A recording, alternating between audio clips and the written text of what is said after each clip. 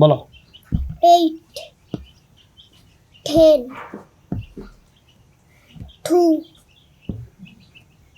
5 জোরে বলো 5 5 5 5 5 5 5 12 12 12 12 12 1 1 1 1 1 2 2 2 2 2 3 3 3 4 4 4 5 5 5 5 5 6 6 6 6 7 7 7 7 7 8 8 8 9 9 10 10 10 11 11 11 12 12 12 12 12 এই ঘড়ির কাঁটা যেই ঘরের মধ্যে আমি ধরবো ওই ঘরের মধ্যে যে অক্ষর আছে ওটার নাম বলতে হবে। এভাবে যে উত্তীর্ণ হবে, পাস করতে পারবে, তখন বোঝা যাবে সে অক্ষরগুলো চিনতে পারছে, ঠিক না? হ্যাঁ, তোমাদের এখন একটা সবার পরীক্ষা নেই? হ্যাঁ, দেখো সাইদুর রহমান এখন পরীক্ষা দিবে। সাইদুর রহমান কি দিবে? কি দিবে? পরীক্ষা। আমার হাতে এই যে ঘড়ি, এটা কি অরিজিনাল ঘড়ি? না, এটা একটা নকল ঘড়ি। কি ঘড়ি? এটার মধ্যে ঘড়ির মতো আকৃতি আছে, আছে না নাই? আছে না নাই?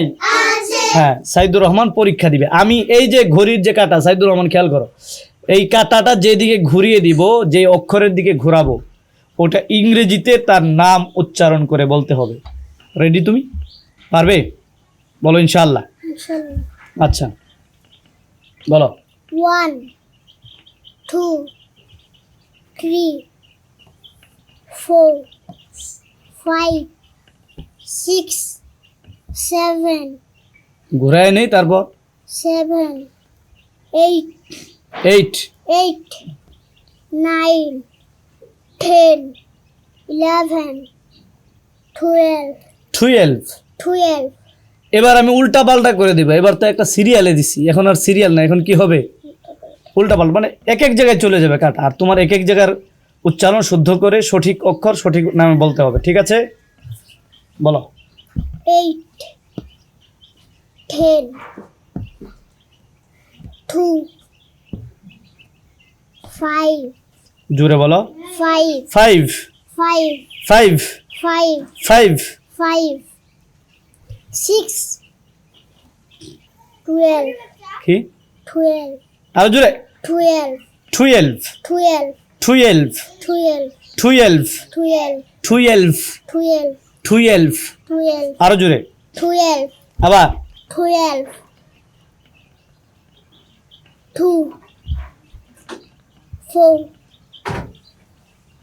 7 9 10 11 12 আরো জোরে 12 আবার 12 2 3 11 12 মাশাআল্লাহ বলো, মারহাবা বলো। সাইদুর রহমান পারছে তো নাকি? হ্যাঁ, যাও।